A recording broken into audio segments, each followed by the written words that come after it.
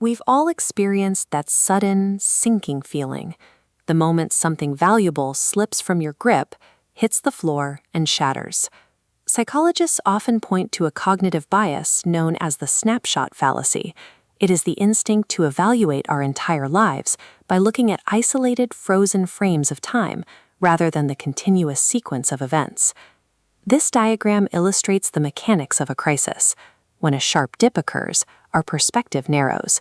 We isolate the failure, black out the rest of the timeline, and assume the downward trajectory will last forever. When we react to these isolated frames, we are operating on severely incomplete data. This leads us to grieve for a story that hasn't actually finished yet. A classic folktale from a small village at the foot of the Harvey Hills illustrates how to break this habit. It centers on a humble farmer whose only significant asset was a single magnificent horse. When a wealthy merchant offered a sack of gold coins for the animal, enough to sustain his family for years, the farmer refused. He considered the horse a member of his family and saw no reason to let a sudden financial incentive dictate his life. The neighbors called him a fool for passing up a fortune, but the farmer simply returned to his field, undisturbed by their judgment. He understood that a single offer is just one moment in a much longer timeline. One morning, the stable was found empty. The horse had untied his rope and burst through the gate, disappearing into the dense forest. The villagers immediately focused on this new snapshot. They gathered to pity the farmer, labeling the event a permanent disaster that had left his family with nothing. The farmer remained unmoved. He told his son that, while the horse was gone, it was too early to tell if this was a tragedy or a blessing. He insisted that only time reveals the true nature of an event. A week later, the horse returned. But he wasn't alone. Trailing behind him were 5 wild horses, each as strong and untamed as the first. The village perspective flipped instantly.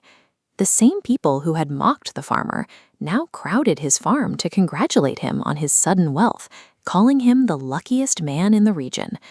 The farmer again warned against a premature reaction. This rapid reversal of fortune proves how volatile life becomes when we anchor our emotions to a temporary snapshot. Despair and celebration are often equally premature. While attempting to train a wild stallion, the farmer's son was thrown to the ground. The violent fall shattered his leg. As the village healer set the bone, the neighbors pivoted back to their original stance. They claimed the wild horses were a curse and blamed the farmer's willingness to keep them for his son's injury. The farmer sat beside his son with the same calm he had shown before. He noted that the same rain that floods a valley is what nourishes the forest, and refused to judge the injury while the story was still unfolding. Within weeks, the kingdom declared war. Soldiers arrived in the village to draft every able-bodied young man for a brutal campaign on the northern border, a conflict with a very low survival rate. This flowchart tracks the sequence of events. The horse running away brought the wild herd, which directly caused the broken leg. Because of his injury, the son was deemed unfit. He stayed safely home while others were sent to battle. The shattered leg, which appeared to be a tragedy, functioned as the specific mechanism that saved his life. The very events we label as disasters are often the hidden prerequisites for our survival. As the war ended and the village mourned those who never returned, the son finally understood his father's silence. What felt like a brutal punishment had actually been his salvation. To apply this to our own lives, we can start by refusing to judge a moment the instant it arrives.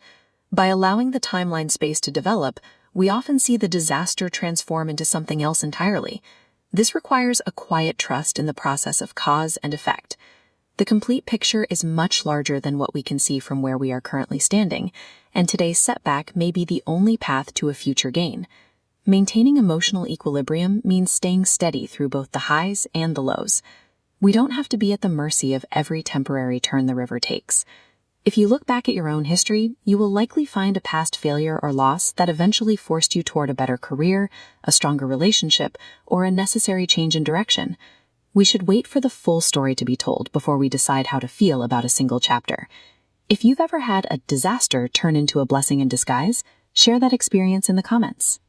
Let's see how many of our worst days actually led to our best.